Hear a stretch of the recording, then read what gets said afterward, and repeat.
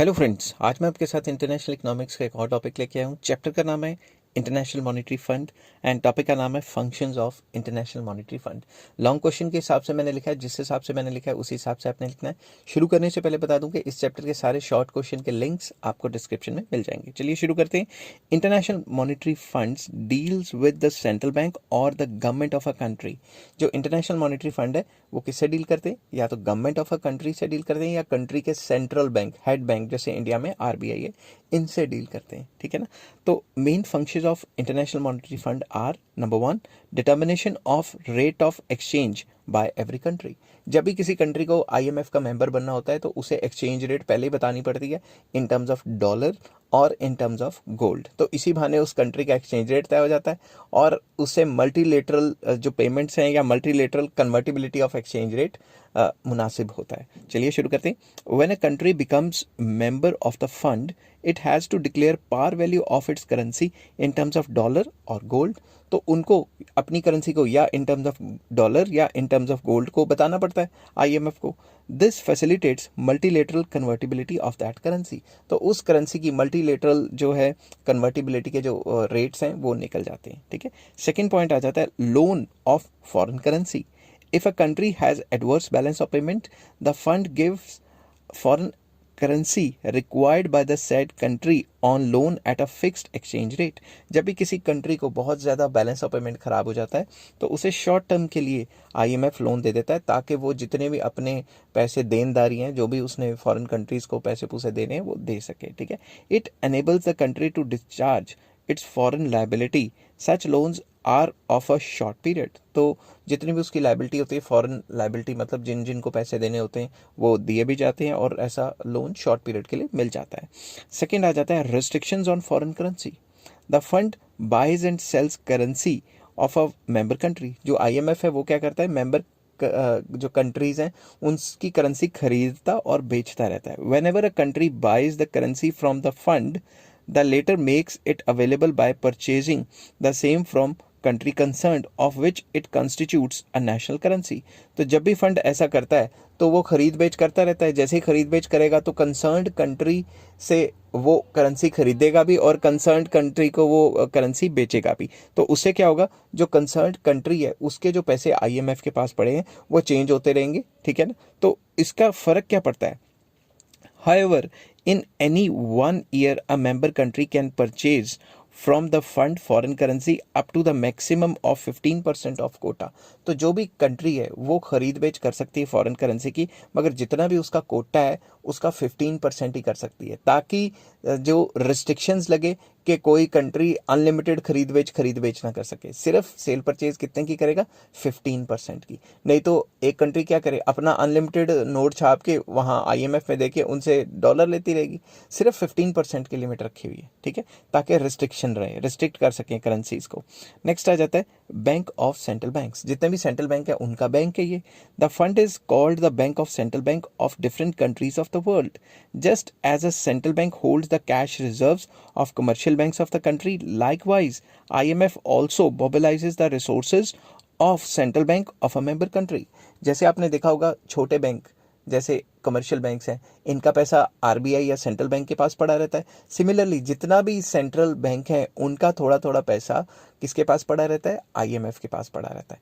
तो आईएमएफ क्या है? जितने भी सेंट्रल बैंक्स हैं उनका बैंक्स है, और जो पैसा आईएमएफ के पास पड़ा रहता है उस पर वो सेंट्रल बैंक्स को रेट ऑफ इंटरेस्ट देता है। ठीक है। नेक्स्ट आ जाता है technical assistance. IMF also provides technical assistance to its member countries। जितने भी member countries हैं उनको technical help देता है। किस terms में? The fund sends its experts on deputation to member countries to advise them on matters like exchange control, foreign payments, credit money, central banking, economic policy, etc। ठीक है ना। ये सारे मुद्दों पे जो है डेवलपिंग कंट्रीज़ या मेंबर कंट्रीज़ हैं उनको हेल्प करता है, ताकि उनको फॉरेन करेंसी के बारे में पता लगे, एक्सचेंज रेट के बारे में पता लगे, नई नई पॉलिसीज़ के बारे में पता लगे, सेंट्रल बैंक को कैसे अच्छे से काम करवाना चाहिए उसके बारे में पता लगे। The fund also publishes many technical journals and magazines. Time to time वो प्रिंट करता रहता है मैगजीन्स और वो डिस्ट्रीब्यूट करता रहता है अमंग मेंबर कंट्रीज़, ताकि उनको भी थोड़ी अकल आ जाए और उनको भी लेटेस्ट चीज़ों के बारे में पता लगे। नेक्स्ट आ जाता है training. It also imparts short-term training courses to the representatives of the member countries. Member countries के जो representatives हैं उनको short term के लिए training भी देता है. This training is imparted to the senior officers of the central banks and finance departments. जो finance department या जो senior executive या head जो होते हैं central bank के, उनको time to time training देता रहता है. A training center was set up in 1975. ठीक है, 1975 में उन्होंने ट्रेनिंग सेंटर IMF ने सेटअप किया था. Facilities during emergency. ठीक है, although IMF is opposed to any sort of controls either on foreign exchange or foreign trade, yet member countries have to give the right to resort these controls during emergency in the hope that they will lift it as early as situation warranted. Simple words में जो जब भी किसी country को emergency पड़ गई, उसकी balance of payment बहुत ज़्यादा ख़राब हो गई, तो IMF कह देता है कि भाई तुम थोड़ी देर के लिए रिस्ट्रिक्शन लगा लो या थोड़ी देर के लिए अपनी करेंसी को कंट्रोल कर लो, ताकि जो इमरजेंसी सिचुएशन है या तुम्हारी जो बैलेंस ऑफ पेमेंट सिचुएशन है वो ख़राब होने से बच जाए. ठीक है, तो वैसे वो इन टाइप की रिस्ट्रिक्शंस के अगेंस्ट है कि किसी भी टाइप की रिस्ट्रिक्शंस ट्रेड में या फॉरेन एक्सचेंज पे नहीं लगनी चाहिए. बट वो कहते हैं कि अगर तुम्हें स्वीयर इमरजेंसी पड़ गई है, कोई वॉर लग गई है, कोई बैलेंस ऑफ पेमेंट बहुत ज़्यादा ख़राब हो गए, तो शॉर्ट टर्म के लिए तुम थोड़ी बहुत रिस्ट्रिक्शंस लगा सकते हो. मगर ऐसी रिस्ट्रिक्शंस लगाने से पहले IMF को बताना पड़ता है, नोटिफाई करना पड़ता है और उससे परमिशन भी लेनी पड़ती है. नेक्स्ट आ जाता है serves as a short term credit institution. IMF removes temporary difficulties of balance of payment by providing short term credit to the concerned countries. जो भी concerned countries उनको short term के लिए credit मतलब loans वगैरह provide करता है, ताकि वो अपनी temporary balance of payment में जो भी उनको नुकसान हो रहे हैं वो दूर कर सके. नेक्स्ट आ जाता है provides a mechanism for improving short term balance of payment position. तो इसमें क्या होता है, for this purpose it's rules provides for orderly adjustment of exchange. तो वो एक मैकेनिज्म प्रोवाइड करता है जिससे short term balance of position short term में अच्छी हो सके. ठीक है, for this purpose it's rules, जो भी इसने रूल्स प्रोवाइड किए हुए हैं वो एडजस्टमेंट करने के लिए कहते हैं कि एक्सचेंज रेट में इस तरीके से तुम एडजस्टमेंट कर सकते हो. कंट्रीज को कहता है a country can alter its exchange when it feels that its exchange rate is out of line with the economy. तो वो अपने एक्सचेंज रेट में चेंज कर सकते हैं कंट्रीज जब उनको लगता है कि उनका जो एक्सचेंज रेट है वो उनकी इकोनॉमी के हिसाब से नहीं है. एक्सचेंज रेट बहुत हाई चल रहा है और इकोनॉमी एकदम पिटी हुई चल रही है, समझ गई बात, and vice versa. But it's alteration can be made after due deliberations with the authorities of fund. तो ये ऑल्ट्रेशन करने से पहले जो IMF है उससे प्रॉपर सलाह लेनी पड़ेगी या फिर उससे नोटिफाई करना पड़ेगा या IMF की अथॉरिटीज़ को बताना पड़ेगा कि हम ये कर रहे हैं, ऐसे ऐसे कर रहे हैं, परमिशंस लेनी पड़ेंगी, अपनी मर्जी से नहीं कर सकते. समझ की बात. नेक्स्ट आ जाता है मशीनरी फॉर इंटरनेशनल कंसल्टेशन.